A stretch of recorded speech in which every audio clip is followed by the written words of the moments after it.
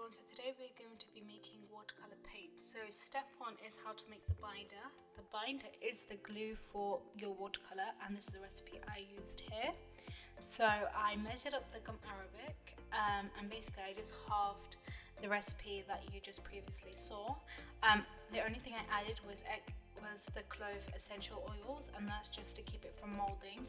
Please be aware, if you do half the recipe, that it does make a lot, and the rest of my footage did cut out, so apologies for that. But basically all you do is get warm water, mix it up with your gum arabic and add a little bit of glycerin, I think, and yeah, I added essential oils, but that's all you need. So next is making the paint and just mixing all of that together. So this is my favorite bit. So basically what you do is you get your pigment or your old makeup. You can do either or, it doesn't really matter, but you get your pigments out, and I chose a black because I just thought it was really pretty. The mica powder does not need mixing up that much, so I just used about a teaspoon of binder, as she recommended that mica powders do not need a lot of binder to make into paint, so I didn't use that much.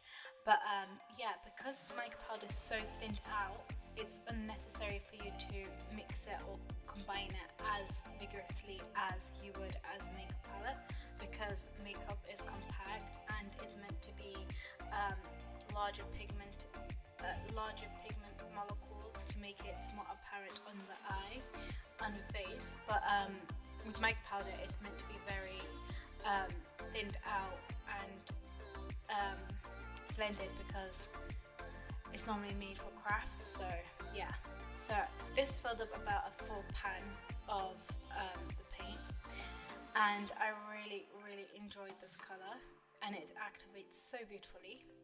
But after this process, please clean up, because cleanup is important. But I didn't, because I'm using a blue, and to be honest, it's quite pigmented, so it just hid the black pigment powder. But this is a ultramarine pure. I got it from abroad, and I mixed up, as you can see here, I mixed up about about two of those teaspoons of binder. So this process, because it's not as finely milled as the mica powder, you do have to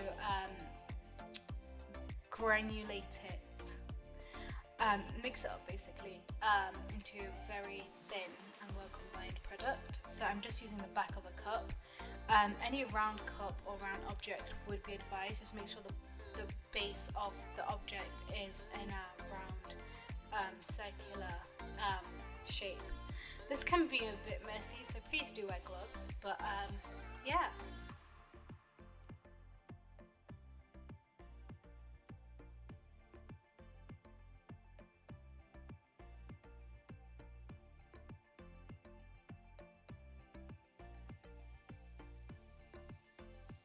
Okay, so after I found that it felt well combined, I just put this into a full pan.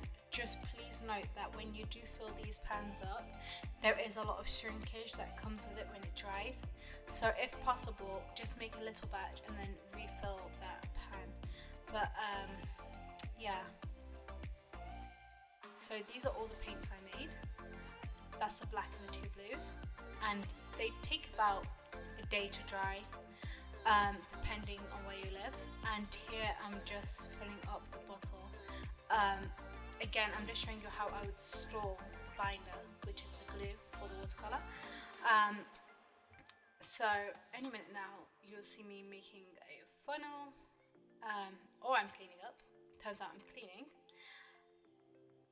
Yeah, so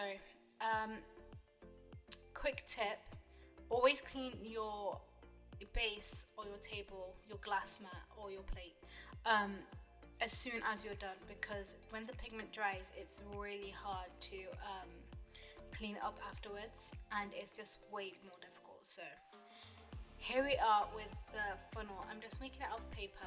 This is like an old essential oil bottle thing, and I'm just pouring it. So be very careful with this. It's not harmful or anything, but I made a big mess, as you'll see in a minute. So thank God I put the paper down. But yeah, so don't be like me, obviously. I would recommend, if you had a bigger or larger bottle, to just make the solution in a bottle instead of a bowl. But yeah, so this is the way I stored it. It's in a glass bottle, and I think the cloves definitely helped. I've seen a lot of reviews online saying that clove oil helps to reduce mold. But I think that you'll see any minute now I get a plastic bag, and I just reuse that for the sealant, because I have a lid, but the lid, as I said before, it was for like one of those essential oil stick things. So I'm just tightening that and making sure that there's no leakage, and there was none, so I was really happy with that. So after this, we're going to go to my favorite bit, which is swatching.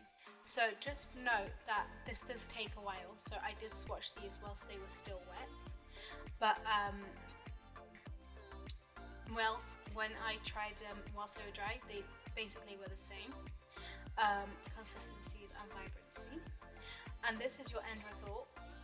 So you add a little bit of water, and I just got a piece of paper here, and I'm just painting using the watercolor paint we just did. So you'll see that any minute now. And I also want to note that when I made the paint, I also had the original paint, and I can tell you that I did prefer mine. I just found that the binder, that recipe that I used, was way more flowy in water than the bought paint, like metallic paints that you can just buy for like £5. So yeah, this is the black. I am using water whilst doing this, as you'll see, and it flowed really nicely. This is exactly what you want to see when you're making watercolor paint. This can be achieved with makeup too. It's just a bit more of a vigorous process to combine the pigment with the binder and make it really thin. But yeah, this is your end result. I hope you enjoyed the video. As you'll see, I did label everything. So this is pure ultramarine, which I got from Morocco, and this is just black mica powder that I got from Amazon. They're really cheap, the mica powders, and I think they give a better result. But yeah, so I was really happy with this, and that's just a mixture of both of them.